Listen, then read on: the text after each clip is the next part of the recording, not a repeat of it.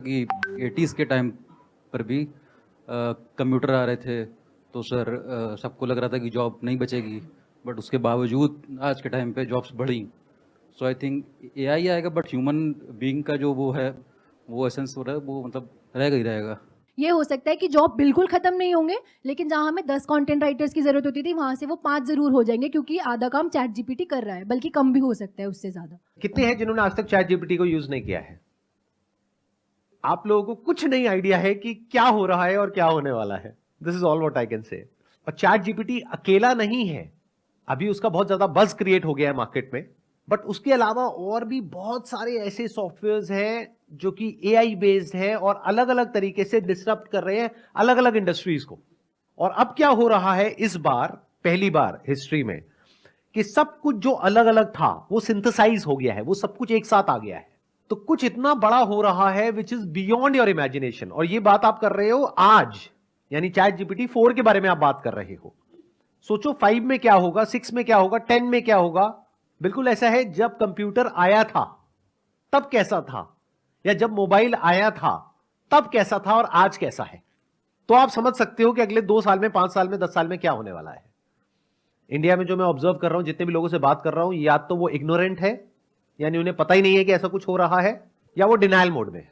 आपके साथ में कुछ इंटरेस्टिंग डेटा शेयर करता हूं, उससे हो सकता है थोड़ा सा दिमाग खुलेगा और आप लोगों को समझ आएगा कि दुनिया अब किस डायरेक्शन में भाग रही है। चैट जीपीटी के बारे में किसी को पता है कि कितने इंप्लॉइज हैं उस कंपनी में? एनीबडी जिसको आइडिया हो? किसी को नहीं पता।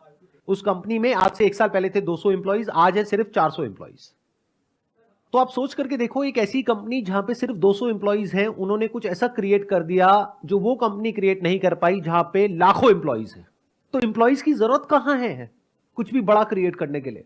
और इस बार में और पिछली बार में फर्क यह है कि जब भी कोई टेक्नोलॉजिकल डेवलपमेंट हुआ है, चाहे वो मशीनरी हो, फिर चाहे वो न्यूक्लियर वेपन्स हो, उस सब में लोगों ने काम किया है और फिर वो आगे डेवलप हुई है टेक्नोलॉजी।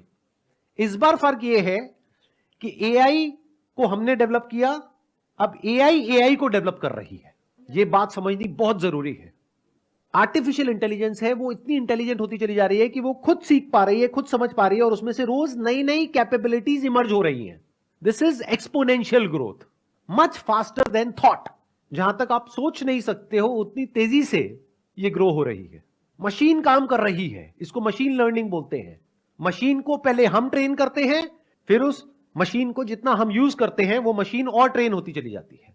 एआई के जितने भी एक्सपर्ट्स हैं आज की डेट में, उन्होंने आज से 10-20 साल पहले प्रेडिक्ट किया था कि जैसे जैसे एआई डेवलप होगा तो सबसे पहले जो जॉब्स जाएंगी वो जाएंगी ब्लू कॉलर जॉब्स, यानी कि वो लोग जो बहुत ही बेसिक लेवल का मैकेनिकल काम करते हैं, लेबर वर्क करते हैं, ड्राइविंग करते हैं, ये करते हैं, वो करते हैं। रोबोटिक्स आएगा और वो वाली जॉब चली जाएंगी। ऐसा हमने मूवीज में भी देखा है, साईफाई मूवीज में।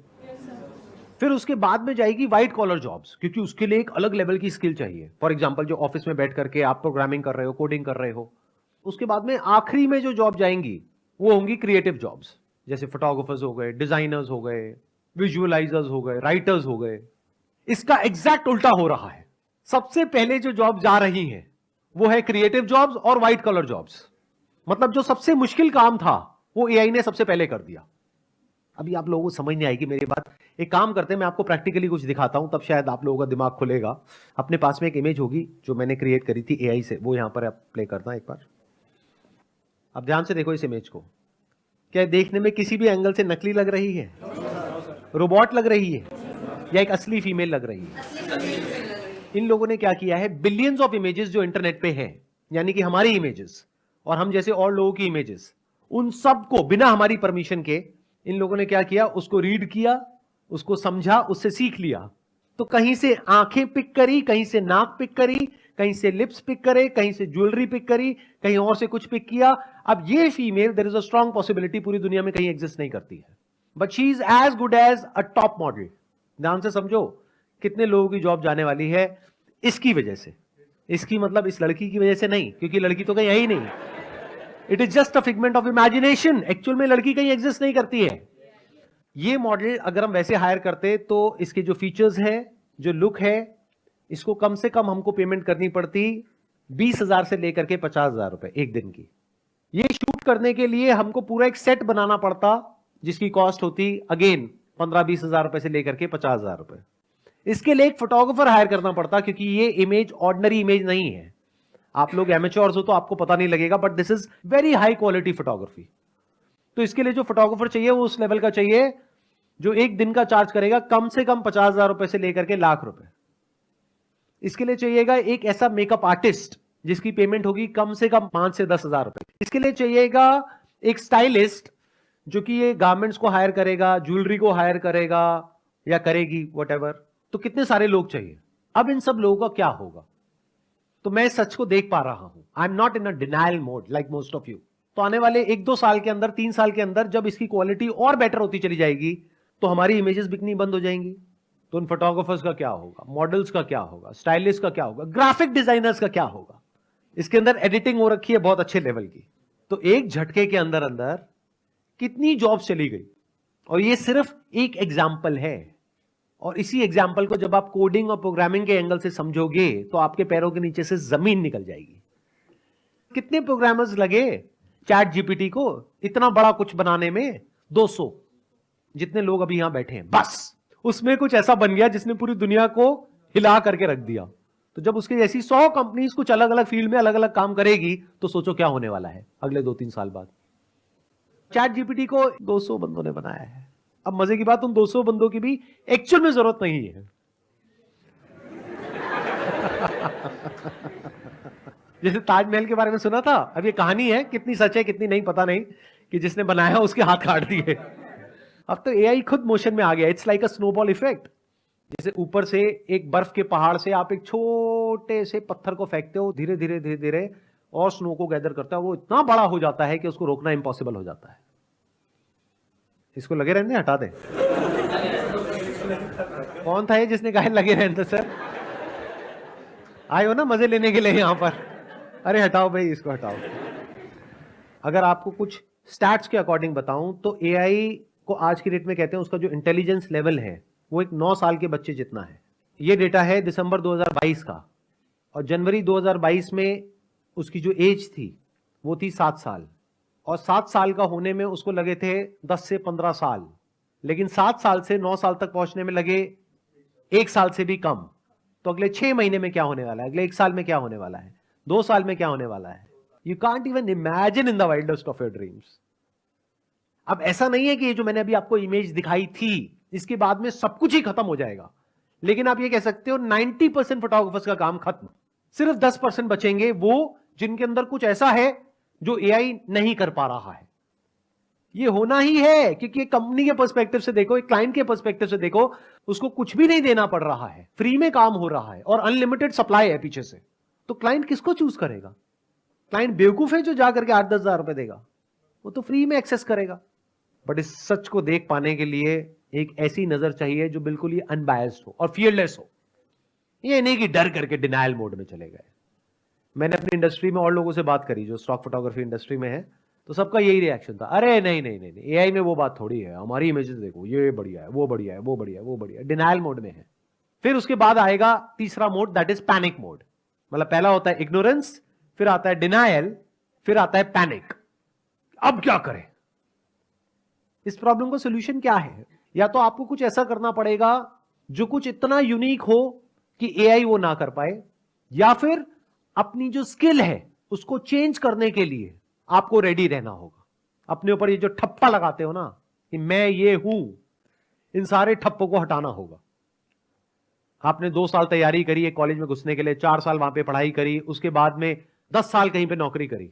तो अगर आपने अपने माइंड में बिठा लिया है कि मैं ये हूं, तो अब आप बहुत बुरे तरीके से फंसने वाले हो, क्योंकि हो सकता है कुछ टाइम बाद वो जॉब ही नहीं बचेगी। तो आपको कैसा बनना होगा? अपने ऊपर कोई ठप्पा नहीं लगाना है। Be open to new ideas. Time बदलेगा बहुत तेजी से, तो अपने आप को बदलने के लिए तैयार रहो।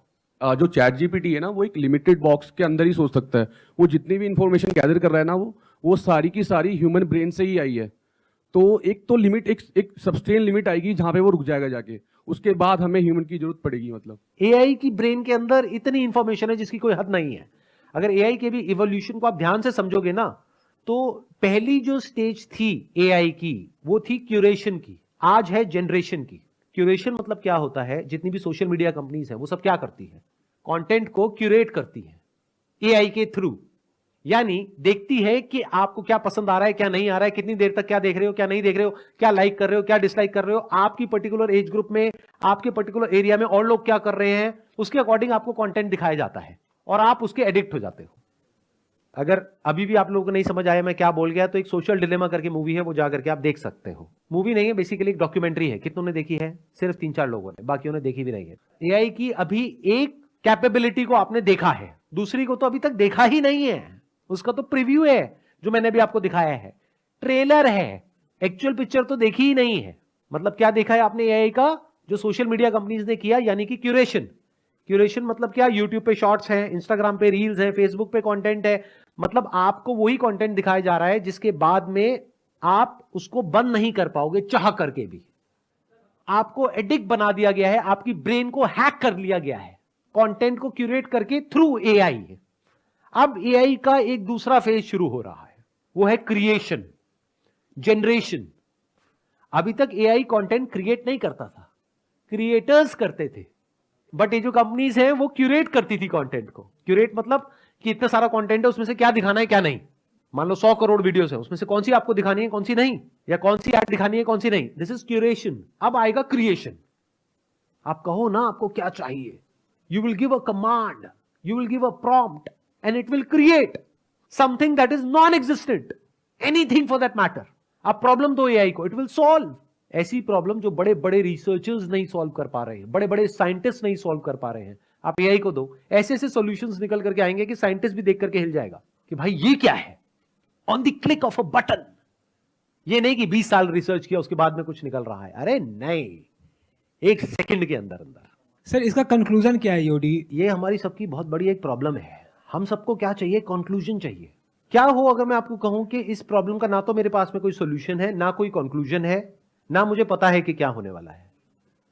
जो भी आपको कह रहा है ना कि मुझे पता है कि क्या होने वाला है, वो महाबेवकूफ है। किसी को नहीं पता है क्या होने वाला है।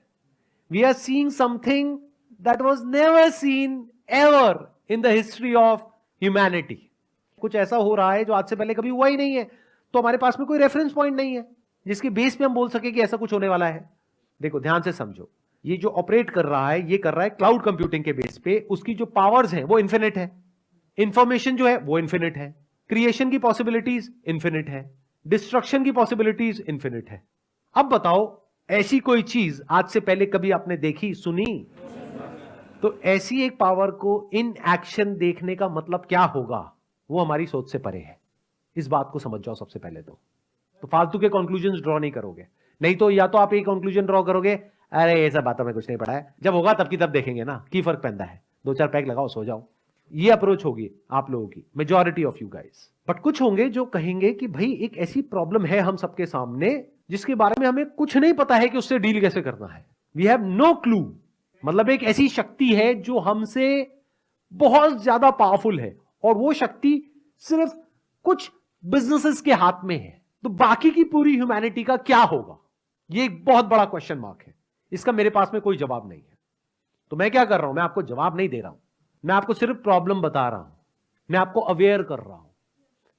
But all I can say is कि इसमें वही लोग सर्वाइव करेंगे, वही लोग बचेंगे जो बहुत तेजी से अपने आप को बदल पाएंगे, चेंज कर पाएंगे, जो हर तरह की प्रॉब्लम का सामना करने के लिए तैयार बैठे होंगे। ये बिल्कुल ऐसा है, अपनी ब्रेन को डेवलप करना एक पर्टिकुलर लेवल पे। जैसे फॉर एग्जांपल आप कोई गेम खेलते हो, मान लो चेस खेलते हो, तो एकदम से रातों रात ये नहीं हो सकता कि आप चेस इस लेवल पे खेलने लग जाओ कि आप कंप्यूटर से कॉम्पीट कर लो। उसके लिए आपको कई साल तक प्रैक्टिस करनी होगी। अगर कभी आपने चेस खेली ही नहीं है और आपके सामने कंप्यूटर चेस खेल रहा है, तो गेम शुरू होने से पहले ही खत्म है। यही हालत होने वाली है एआई के साथ में। तो अब आपको अपने आप को इस लेवल तक ऊपर उठाना होगा, इस लेवल तक गेम समझना होगा कि आपको कंप्यूटर की नेक्स्ट चाल को समझना होगा और कंप्यूटर को कंप्यूटर के गेम में हराना होगा। या फिर, अब सुनना, ध्यान से सुनना, हराना होगा, या फिर आपको यह समझना होगा, अब ध्यान से सुन लेना, मैं इसको समअप कर रहा हूं, या फिर यह समझना होगा कि इस गेम को हम नहीं जीत सकते हैं, there is absolutely no hope. तो मुझे इस गेम को खेलना ही नहीं है, इस गेम से बाहर निकल करके फिर कुछ ऐसा करना होगा जो इस पूरी गेम से बाहर है। मतलब आउट ऑफ द बॉक्स कोई सोल्यूशन